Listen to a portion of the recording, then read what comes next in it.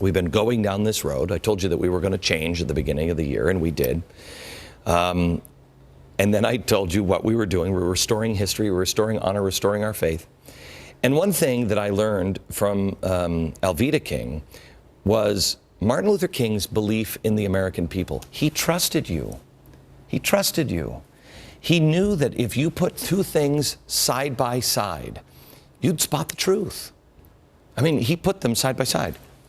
He knew all he had to do was stand long enough, just stand long enough, and then let the people see these images next to images like this.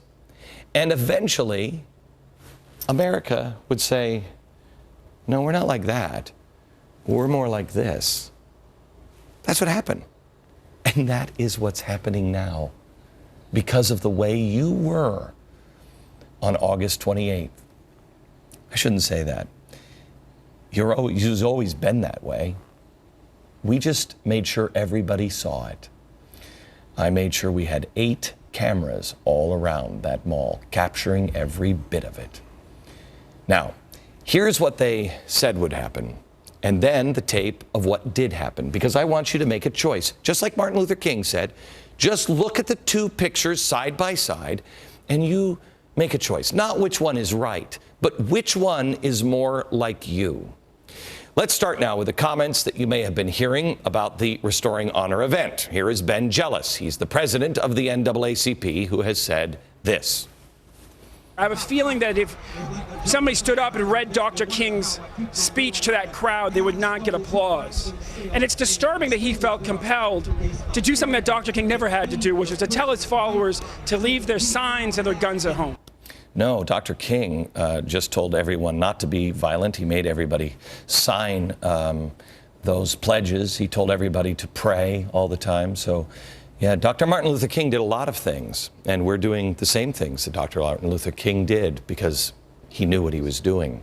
So here's a man who believes that you are so racist, so hateful, that he really truly believed, it's sad, but he really truly believed that if someone got up and said and quoted Martin Luther King on the stage, when they started speaking, they would be booed, they would disapprove. That is quite a claim. That's quite an image and quite a lack of faith or understanding in the American people. There were quite a few words about Dr. Martin Luther King Jr. at the event, but I just want to play 2 of them for you, and you listen how the crowd responded yourself. Over these grounds where we are so honored to stand today, we feel the spirit of Dr. Martin Luther King Jr. The man who stood down on those stairs and gave his life for everyone's right to have a dream, Martin Luther King. That's what the reflection is all about. I didn't hear the boos. So, you tell me, are we so cynical that we think that America can't handle the words of Martin Luther King without booing? Or do we know who we are? And we have no fear of saying that in front of 500,000 people with cameras rolling and the world watching, because we know that Americans don't do that.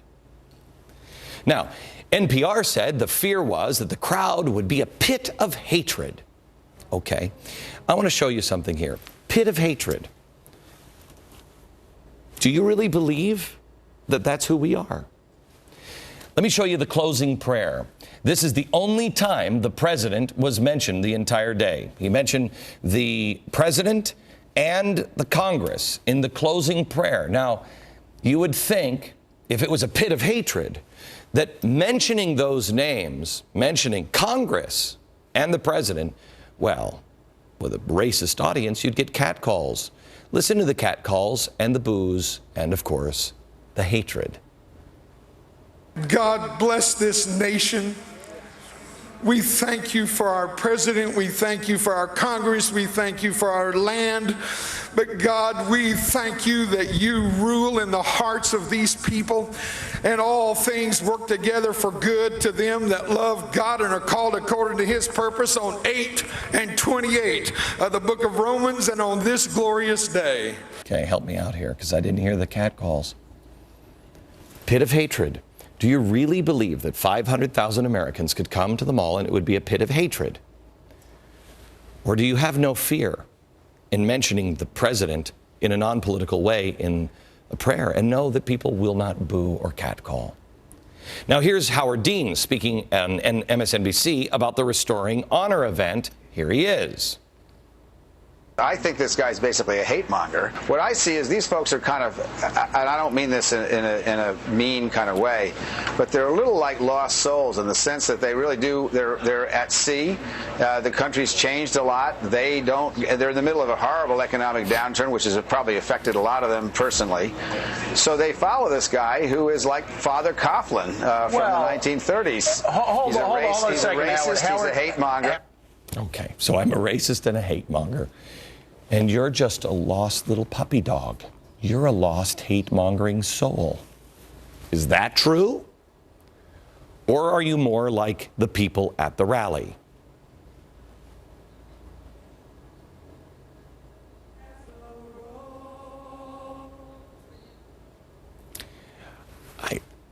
I don't think they look like little lost souls, do you? Look at who's a cute little puppy dog.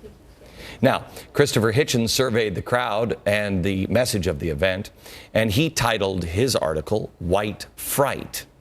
He went on to describe, quote, the water world of white self-pity. The water world of white self-pity. So in other words, we just pity the fool. That's what we are. We're just going to wallow in our pity. Okay, let me show you two men that were on stage at the event. One of these men has no hands. This one over here has no hands. They blew off in battle.